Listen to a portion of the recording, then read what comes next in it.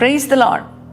యేసుతో ప్రతిదినం అనే ఆధ్యాత్మిక కార్యక్రమానికి మిమ్మల్ని అందరినీ కూడా ప్రేమతో ఆహ్వానిస్తూ మీ అందరికీ నా హృదయపూర్వక వందనాలు తెలియజేస్తున్నాను. ప్రియ దేవుని పిల్లలారా, మరి ప్రతి ఉదయం లేవగానే దేవుని మాటలు వింటూ మనం ఎంతగానో ధైర్యపరచబడుతున్నాం కదా, మన బాధల్లో నెమ్మది పొందుకోగలుగుతున్నాం కదా. ఈరోజు కూడా దేవుడు తన శక్తివంతమైన వాగ్దానం ద్వారా మనల్ని ఎంతగానో బలపరచాలని ఆశిస్తూ చక్కటి శ్రేష్టమైన వాగ్దానం ఇచ్చారు. ఆ వాగ్దానం ఏమిటో చదువుకుందాం. కీర్తనల గ్రంథము 136వ అధ్యాయము 23వ వచనాన్ని మరి చదువుకుందామండి. మనము దీన దశలో ఉన్నప్పుడు ఆయన మనలను జ్ఞాపకము చేసుకునేను. ప్రైజ్ ద లార్డ్ అండి.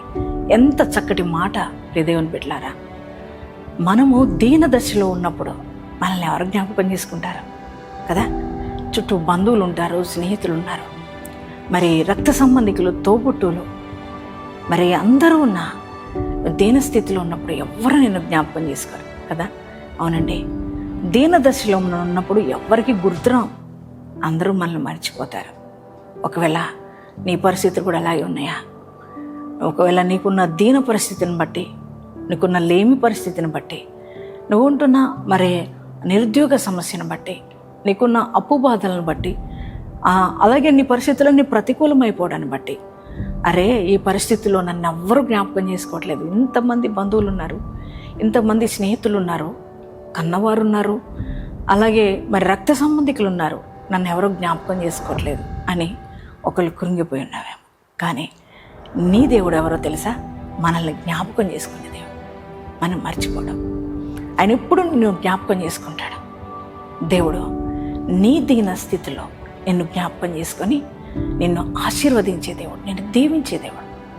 అందుకనే మరి భక్తులు చెప్తున్న మాట ఏమంటే, మనము దీన దశలో ఉన్నప్పుడు దేవుడు మనల్ని జ్ఞాపకం చేసుకున్నాడు కదా అని వారు దేవుని బిడ్డలు జ్ఞాపకం చేసుకున్నారు.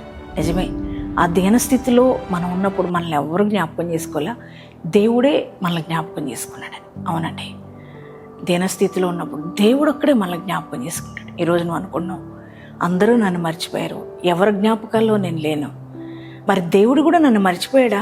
అందుకనే నా పరిస్థితులు ఎలా ఉన్నాయి అస్తవ్యస్తంగా, ఆర్థిక పోరాటాలు, అనారోగ్య సమస్యలు, లేమి బాధలు, అలాగే మరి చుట్టూ కూడా అననుకూలమైన పరిస్థితులు, అందుకే ఆ పరిస్థితి ఎలా ఉంది దీనంగా అని అనుకుంటున్నావా? లేదు నాన్న, నీ దేవుడు నిన్ను జ్ఞాపకం చేసుకొని నీ పరిస్థితులన్నీ కూడా మార్చబోతున్నాడు. ఆయన జ్ఞాపకాల్లో నువ్వు ఉన్నావు. కృంగిపోకు, మరి కలత చెందబాకు. దావీదు దీన దశలో ఉన్నప్పుడు ఎవరు గుర్తుపెట్టుకున్నారు, ఎవరు జ్ఞాపకం చేసుకున్నారు ఆయన్ని కదా? ఎవరు జ్ఞాపకం చేసుకోలే. కన్న తండ్రే నీకు ఎంతమంది బిడ్డలు ఉన్నప్పుడు అన్నప్పుడు ఆ 7 కుమారులనే చెప్పాడు, కానీ 8వ వాడైన దావీదును మర్చిపోయాడు కదా.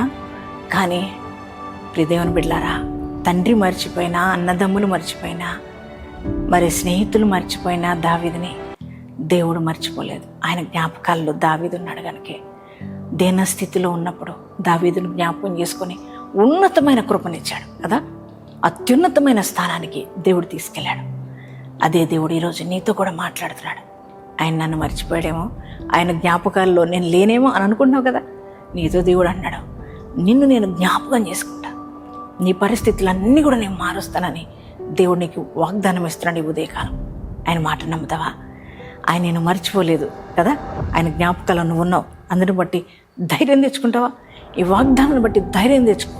యేసయ్యా నిజమే, అందరూ మర్చిపోయినట్లు నువ్వు మర్చిపోయావు అనుకున్నా, కానీ నన్ను మర్చిపోలేదు, నీ జ్ఞాపకాల్లో నన్ను ఉంచుకున్నావు, నా దీన స్థితిలో నువ్వు నన్ను జ్ఞాపకం చేసుకుంటావు, మర్చిపోవయ్యా అని ఈ మంచి వాగ్దానం ఇచ్చినందుకు థ్యాంక్ యూ యేసయ్య అని యేసయ్యకి థ్యాంక్స్ చెప్పు. మరి ఎంతమంది ఈ వాగ్దానం రిసీవ్ చేసుకున్నారో మీ అందరి జీవితాల్లో దేవుడి వాగ్దానాన్ని నెరవేర్చును కాక. ప్రార్థన చేసుకుంటామండి అందరూ. Thank you father. పరిశుద్ధ మహోన్నతులకు దేవా నీకు వందనాలు అయ్యా. ఈరోజు ఇచ్చిన శ్రేష్టమైన వాగ్దానాన్ని బట్టి నీకు వందనాలు అయ్యా. ఇదిగో నాయన, దీన దశలో మేము ఉన్నప్పుడు మా దేవుడు మమ్మల్ని జ్ఞాపకం చేసుకున్నాడని. అవునయ్యా, నిజమే, మేము దీన దశలో ఉన్నప్పుడు ఎవ్వరు మమ్మల్ని జ్ఞాపకం చేసుకోరు అయ్యా.